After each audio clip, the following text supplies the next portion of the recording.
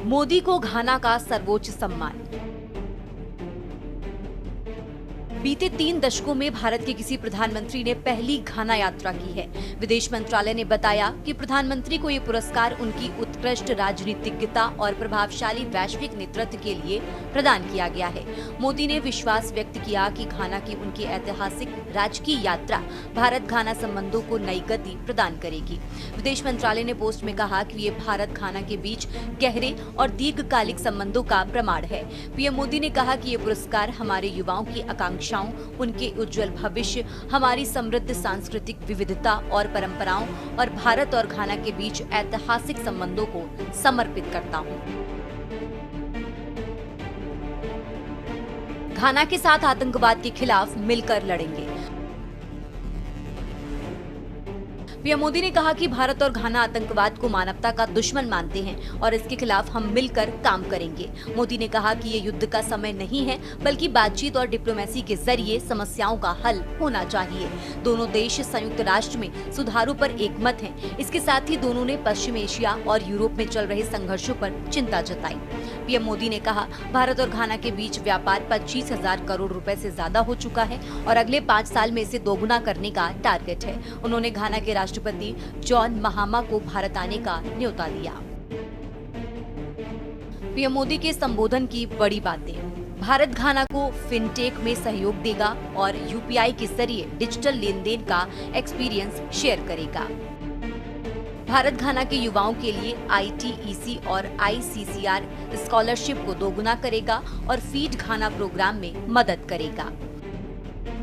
भारत घाना army की training, समुद्री सुरक्षा, डिफेंस सप्लाई और साइबर सिक्योरिटी में मिलकर काम करेगा। भारत जन औषधि केंद्र के जरिए घाना के लोगों को सस्ती और भरोसेमंद हेल्थ सर्विस देगा। वैक्सीन बनाने, डिफेंस और सिक्योरिटी में मदद और साइबर सुरक्षा में भी आपसी सहयोग बढ़ाएंगे।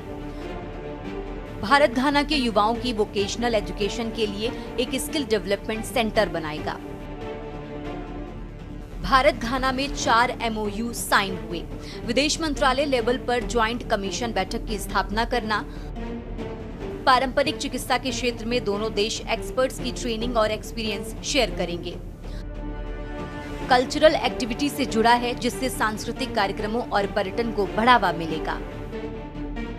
स्टैंडर्ड सेटिंग, प्रोडक्ट और सर्विस के लिए गुणवत्ता नियम तय करना, जिससे आर्थिक सहयोग बढ़ेगा।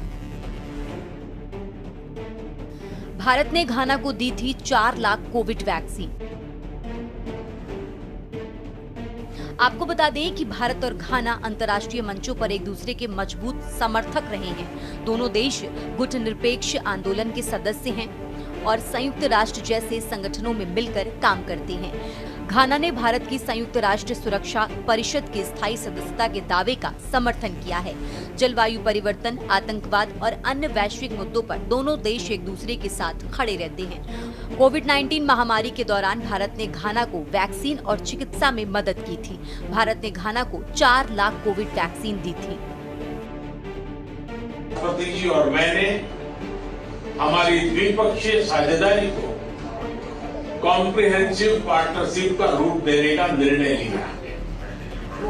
घाना के राष्ट्र निर्माण की इस यात्रा में भारत केवल एक सहयोगी नहीं, बल्कि एक सहयात्री है। यह भव्य जुबली हाउस, विदेश सेवा संस्थान,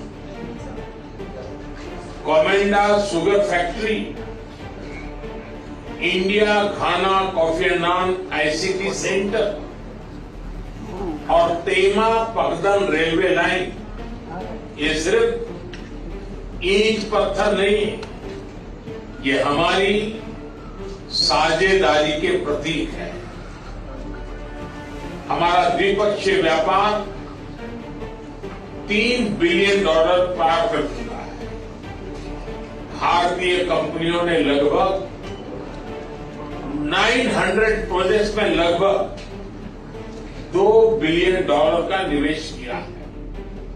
आज हमने आपसी व्यापार को अगले 5 वर्षों में दोगुना करने का लक्ष्य निर्धारित किया है। फिनटेक के क्षेत्र में भारत यूपीआई डिजिटल पेमेंट का अनुभव घाना के साथ साझा करने के लिए तैयार है। फ्रेंड, डेवलपमेंट गांधी के आदर्शों से घाना को मिली थी आजादी। क्वामे नक्रूमा घाना के सबसे बड़े नेता थे, जिन्हें अफ्रीका का महात्मा गांधी भी कहा जाता है। क्वामे नक्रूमा ने अमेरिका में पढ़ाई के दौरान गांधी जी के विचार पढ़े।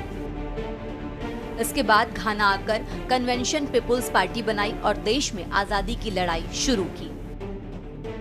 नक्रूमा ने इसके लिए अहिंसा, एकता और नागरिक अवज्ञा जैसे गांधीवादी तरीकों का इस्तेमाल किया। नक्रूमा का मानना था कि बिना हिंसा के ब्रिटिश शासन के खिलाफ शांतिपूर्ण आंदोलन चलाकर ही घाना आजाद हो सकता है। नक्रूमा ने साल 1950 में पॉजिटिव एक्शन नाम से देश भर में हड़ताल की अपील की। इसके लिए उन्हें जेल भी जाना पड़ा। 6 मार्च 1957 को नक्रूमा की अगुवाई में घाना अफ्रीका का पहला देश बना और ब्रिटेन से आजादी हासिल की। घाना की आजादी का असर पूरे अफ्रीका पर पड़ा। बाद में बाकी देशों में भी आजादी की मांग तेज हो गई। कुछ ही साल बाद नाइजीरिया, केन्या, तंजानिया जैसे कई देशों ने ब्रिटिश, फ्रेंच या बेल्जियम उपनिवेशवाद से स्वतंत्रता हासिल की। आपको बता दें कि पीएम मोदी ने घाना के राष्ट्रपति जॉन ड्रामानी महामा के साथ बैठक की। इस मौके पर प्रधानमंत्री नरेंद्र मोदी ने कहा कि राष्ट्रपति महामा और उन्होंने भारत और घाना की द्विपक्षीय साझेदारी को व्यापक बनाने का फैसला लिया है। भारत घाना के राष्ट्र निर्माण की यात्रा में सिर्फ साझेदार ही नहीं बल्कि सहयात्री भी है। मोदी ने कहा, हमने अगले 5 सालों में भारत घाना व्यापार को दोगुना करने का लक्ष्य रखा है। हम इस बात पर एकमत हैं कि आतंकवाद मानवता का दुश्मन है।